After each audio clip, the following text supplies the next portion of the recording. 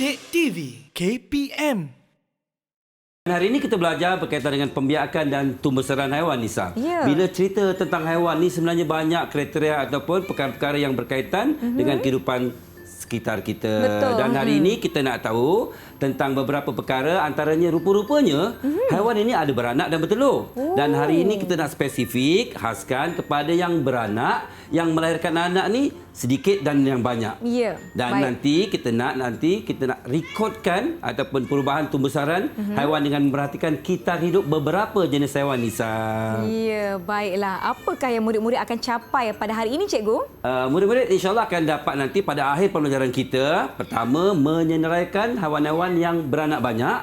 Yang keduanya ialah menentukan sama ada haiwan tersebut menyerupai induknya ataupun tidak, dan yang ketiga untuk menjelaskan berkaitan kitaran hidup haiwan, sekurang-kurangnya kita nak bincangkan 3 jenis haiwan nanti, insya-Allah. Baiklah, jom Cikgu kita teruskan. Miau.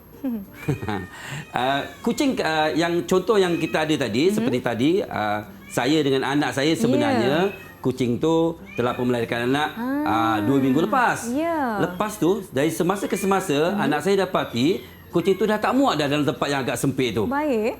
Dan bila cerita pasal kucing ni antara haiwan yang banyak dipelihara oleh orang kita dan dia melahirkan anak dan kita namakan bukan hamil tapi bunting. Dan merujuk kepada sedikit bacaan cikgu, Baik. dia akan bunting selama 2 bulan, Nisa.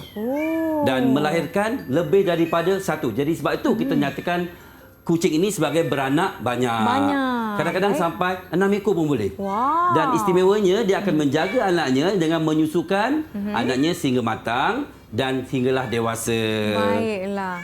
Jadi Nisa tahu tak apa lagi haiwan-haiwan yang melahirkan anak banyak ataupun sedikit? Kita nak tengok haiwan-haiwan yang beranak banyak. Wah, jom. Kalau macam tu kita nak uji, Nisa. Dalam gambar tu ada beberapa ekor haiwan. Jom kita kenal pasti. Yang pertama sebelah kiri tu ada kucing. Kucing. Kita pergi bawah, Nisa. Ada landak, tenggiling. Tenggiling. Yang tengah Panda. panda yang comel. Dolphin. Dolphin Ikan ataupun lumba-lumba. ikan lumba-lumba. Arnab. Arnab, serigala dan Gajah. Jadi memang susah nak tentukan sebab mujuk kita sudah ada bahan bacaan dan kemudian kita juga ada kajian-kajian yang kita tinggal baca. Okey, kalau macam tu kita mulakan, Nisa. Tentukan sama ada S ataupun B. S untuk sedikit, B untuk banyak. Silakan. Baik, kita lihat sama-sama murid-murid di rumah. Ada gambar kucing, anak-anaknya banyak. Jadi ini adalah B. B untuk banyak. Ya. Landak pun 1, 2, 3 banyak anaknya. Jadi B juga. Okey, kita ada 8, 2 dah selesai. Untuk tenggiling. Jarang jumpa tu tenggiling tu. Nampak macam seekor saja mungkin. S, sedikit. Oh, ada yang kata tenggiling tu bertelur. Tapi ternyata tenggiling memang beranak. Cuma nak tentukan sedikit ataupun banyak. Baik. Panda. Panda saya rasa sedikit.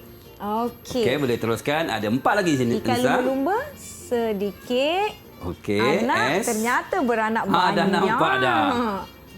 Banyak anak-anak arnab. Arnab banyak. Untuk Yang tu serigala.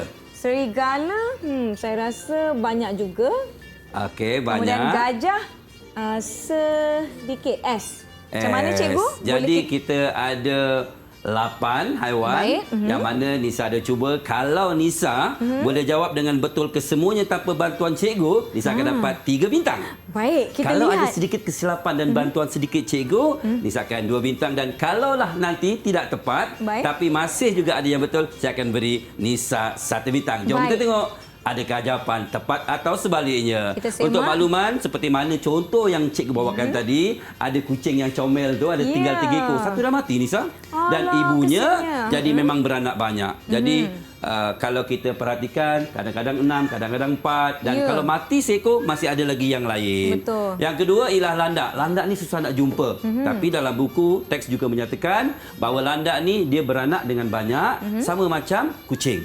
Yang ketiga, yang bawah sekali ialah tenggiling. Tenggiling juga ialah haiwan yang dilindungi, sukar untuk kelihatan di tempat yang biasa dan dia beranak sedikit.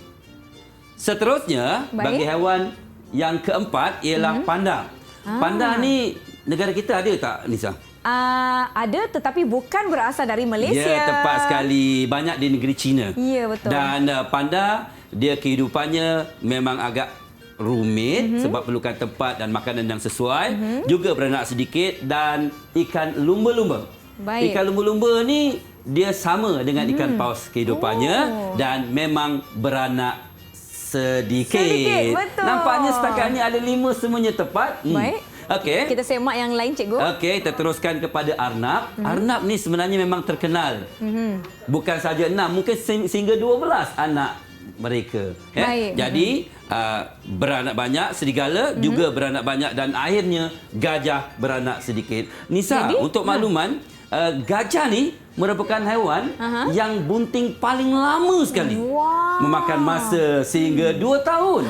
Kalau manusia 9 bulan kan? Ya. Tapi gajah 2 tahun. Jadi cikgu, bagaimana dengan pencapaian saya? Jawapan saya semuanya nampaknya betul. tadi tanpa bantuan cikgu, Nisa dapat tentukan sama ada banyak atau sedikit dengan lancarnya. Untuk itu, saya berikan 3 bintang untuk Nisa. Silakan Nisa. Didik TV KPM